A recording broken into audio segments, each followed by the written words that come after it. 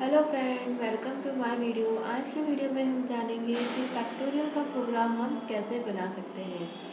तो पहले हम जानते हैं कि फैक्टोरियल क्या होता है। अगर आपको किसी ने कहा कि आपको 5 नंबर का फैक्टोरियल निकालना है, तो आप कैसे निकालेंगे 5 का फैक्टोरियल। तो 5 का फैक्टोरियल हमेशा लिखिएगा 5 इंटू 4 इंटू 3 इंटू 1। ओके, अगर आपको कभी भी किसी नंबर का फैक्टोरियल निकालने को बोलते हैं तो उस नंबर से आपको रिवर्स जाना है, कहाँ तक, 1 तक। अगर कभी आपको कहा कि आपको 7 का फैक्टोरियल निकालना है तो आप कैसे निकालेंगे 7 का factorial. 7 into 6 into 5 into 4 into 3 into 2 into 1।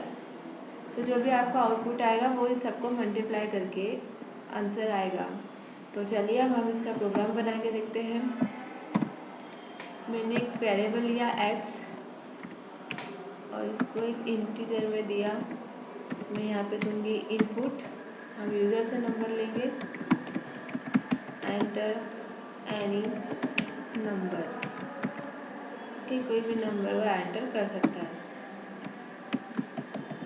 अब मुझे यहाँ पे एक वेरिएबल डिफाइन करूँगी मैं, f=1। जिस अब यहाँ पे मैंने f=1 क्यों लिया है कि मुझे कुछ तो चाहिए ना जिससे मैं मल्टीप्लाई कर पाऊँ। तो इसलिए हमने एक वेरिएबल डिफाइन किया है f=1।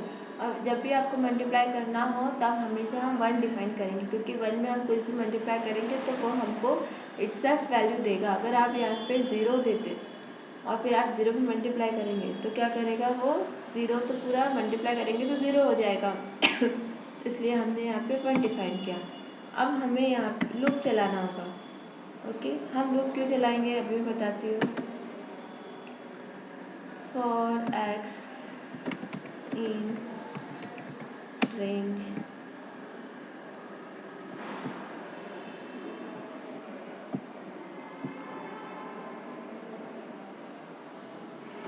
सॉरी यहाँ पे कुछ गड़बड़ हो गई थी।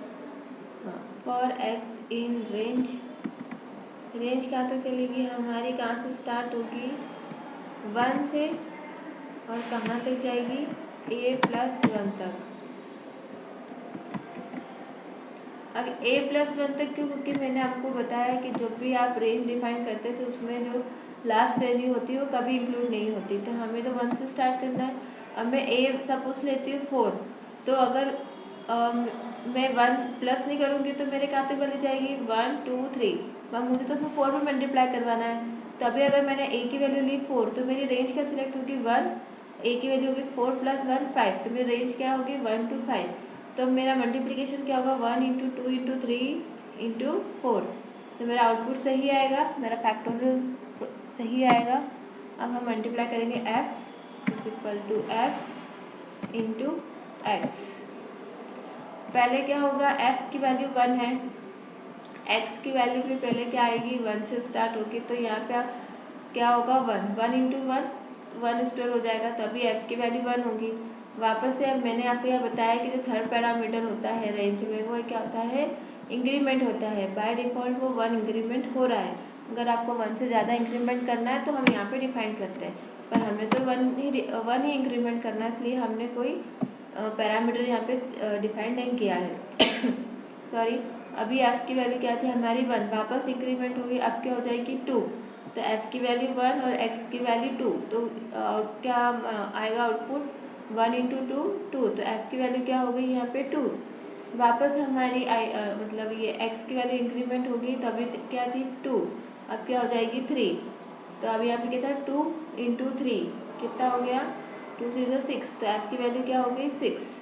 वापस इंक्रीमेंट होगा, अब हो जाएगी वैल्यू 4।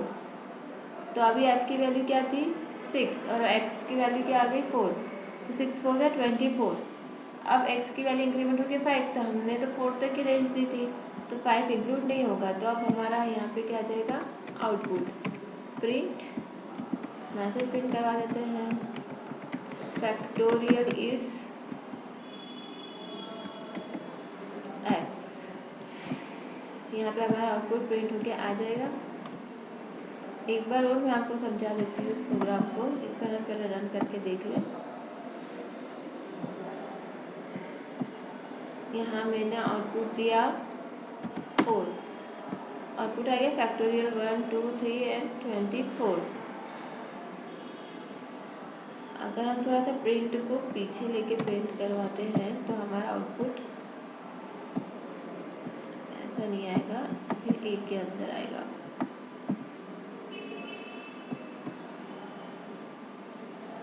एंटर एनी नंबर, मैंने एंटर किया, आ गया फैक्टोरियल इज 24। कैसे आएगा हम देख लेते हैं। मैंने यहाँ पे a की वैल्यू क्या ली है 4, ठीक है। और यहाँ पे रेंज कहाँ तक जाएगी, मेरी रेंज कहाँ तक जाएगी 1, और a प्लस 1, तो a की वैल्यू क्या है 4, तो 4 प्लस 1 क्या हो गए 5। अभी 4 प्लस 1 कितना हो गया 5, तो हमारी रेंज कहाँ तक जाएगी 1 to 5, तो 5 इंक्लूड नहीं होगा, तो कहाँ तक जाएगा 1 to 4। उसके बाद मैंने f को पहले ही 1 डिफाइन कर दिया है, तो अब f में कोई भी वैल्यू आएगी तो पहले 1 से मल्टीप्लाई होगी। पहले वैल्यू क्या आएगी 1, अभी तो f की वैल्यू 1 है, अब यहाँ पे x की वैल्यू भी आएगी 1, तो 1 इंटू 1 कितना होगा 1। अभी f की वैल्यू कितनी है 1, अब फिर से इंक्रीमेंट होगा, तो अभी तो f की वैल्यू 1 है, इंटू x हमारा इंक्रीमेंट हो तो कितना हो गया 2, तो 1 इंटू 2 2। ओके, अभी अब f की वैल्यू क्या हो गई हमारी 2 इंटू वापस इंक्रीमेंट हुआ तब क्या हो गई 3, 2 3 जा 6, तो अब f की वैल्यू क्या हो गई हमारी 6 इंटू वापस इंक्रीमेंट हुआ 4 इक्वल टू 24, और वापस इंक्रीमेंट होगा तो 5 हो जाएगा, बट 5 हमारा नहीं आएगा, तो हमारा आउटपुट क्या आ गया 24। आई होप आपको ये फैक्टोरियल का प्रोग्राम समझ में आ गया होगा। Please like and subscribe my channel Vivek IT solution.